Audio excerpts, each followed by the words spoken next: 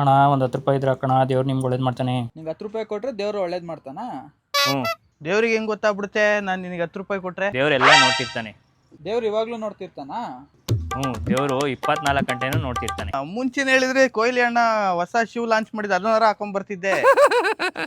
ಹೌದಾ, ದೇವ್ರೆಲ್ಲ ನೋಡ್ತಿರ್ತಾನಾ? ಹಾಗಿದ್ರೆ ನೆನ್ನೆ ನಮ್ಮ ಮನೆ ಎದುರುಗಡೆ ಆಂಟಿ ಬಾಳ ಪಾಟ್ಲೆ ಕೊಡ್ತಿದಂತ ನೆನ್ನೆ ಬಾಕ್ಲಿ ಚಿಲ್ಕ ಹಾಕಿ ಬಾಕ್ಲಿ ತಟ್ಟೋಡೋಗಿದೆ, ಅದು ನೋಡ್ತಿರ್ತಾನಾ? ವಾಟ್? ಹಂಗಾರ ಹೋಗಿ ಆ ಆಂಟಿಗೆ ಹೇಳಲ್ಲ ತಾನೇ ದೇವ್ರು? ನೀವು ಕಾಸು ಕೊಡ್ತೀರಾ ಕೊಡಲ್ವಾ ಅಷ್ಟನ್ನ ಹೇಳ್ರಿ.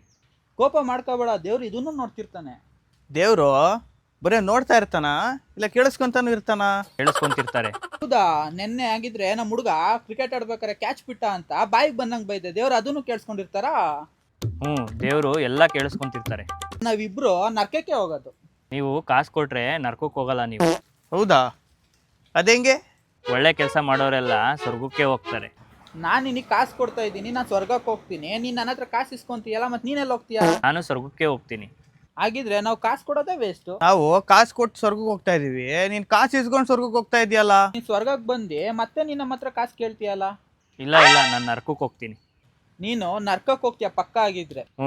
ಹಾಗಿದ್ರೆ ನಾವು ಪಕ್ಕಾ ನಿನಗೆ ಕಾಸು ಕೊಡಲ್ಲ. ಯಾಕೆ? ಯಾರಾದ್ರೂ ಕಾಸು ಕೊಟ್ಟು ಬೇರೆಯವ್ರಿಗೆ ನರ್ಕ ಕಳಿಸ್ತಾರ? ನಾವು ಅಷ್ಟೆಲ್ಲ ಕೆಟ್ಟೋರಲ್ಲ. ನೀವು ಕಾಸು ಕೊಡ್ತೀರಾ ಇಲ್ಲ ಹೇಳ್ರಲ್ಲ. ಸುಮ್ನಿರಪ್ಪಿ ತರ ಎಲ್ಲ ಅಳ್ಬೇಡ, ದೇವ್ರು ಇದನ್ನು ನೋಡ್ತಿರ್ತಾನೆ. ನಿಮ್ಮಿಬ್ರಿಂದ ದೇವ್ರ ಮೇಲೆ ಇರೋ ನಂಬಿಕೆನೇ ಹೊಂಟೈತೆ ನನಗೆ. ಕಚಡ ಕಂತ್ರಿ ನಾಯಿ ನನ್ನ ಮಕ್ಳ.